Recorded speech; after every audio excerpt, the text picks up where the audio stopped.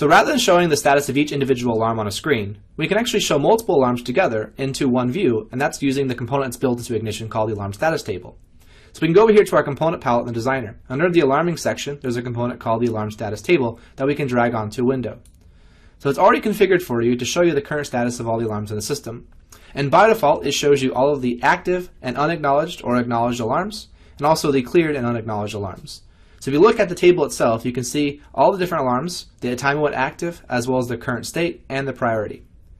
If I go into preview mode here in the Designer, I can actually right-click on the header to show or hide more columns. So for example, if I want to show the name of the alarm, I can bring the name in here. I can then also reorganize how I want these columns to look. So for example, I can put the display path first, then name, then the active time, and others. So we can easily right-click and show or hide certain columns. On each individual alarm, I can click on that alarm, and down the bottom I can acknowledge it, I can shelve it, I can view the status of the alarm, here also viewing the notes of the alarm, see what's going on with it.